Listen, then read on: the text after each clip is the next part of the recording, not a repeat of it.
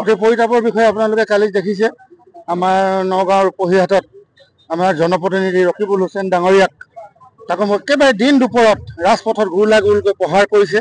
আৰু সেই বিষয়টোক আমি অসম প্ৰদেশ কংগ্ৰেছ কমিটি, চৰাইদেউ জিলা কংগ্ৰেছ কমিটি আৰু যুৱ কংগ্ৰেছ কমিটিকে আদি প্ৰতিটো আমাৰ ভাতৃ সংগঠনৰ কৰ্মকৰ্তাৰ লগতে বিষয়ববীয়াসকলে তীব্ৰ ভাষাৰে গৰিহণা জনাইছোঁ।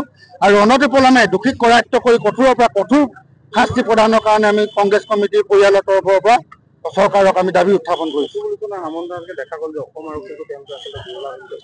অত্যন্ত দুৰ্ভাগ্যজনক। আপোনালোকে দেখিছে আজি দিন ৰাত একাকাৰ কৰি অসম আৰক্ষী যোৱা নকলে অসম আৰক্ষীৰ বিষয়াসকলে আমাক নিৰাপত্তাৰ কাৰণে তেওঁলোক সষ্টম হৈ থাকে।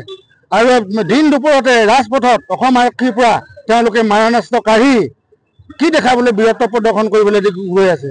গৃহ বিভাগ ক'ত? অসম চৰকাৰ বিয়াগম গৃহ বিভাগ ক'ত?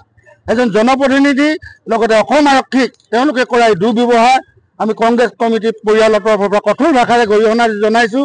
আৰু অনতিপলমে দোষীক কৰায়ত্ব কৰি কঠোৰৰ পৰা কঠোৰ শাস্তি আমি দিবলৈ আমি দাবী উত্থাপন কৰিছোঁ। আৰু আমাৰ এই যিখন আমাৰ এতিয়া ইয়াত সংগ্ৰাম চলি আছে, চলি থাকিব। আৰু আমি চৰাইদেউ জিলা কংগ্ৰেছ কমিটিৰ তৰফৰ পৰা এখন স্মাৰক পত্ৰ উচিত তদন্তৰ দাবীত আমি প্ৰদান কৰিম। ধন্যবাদ।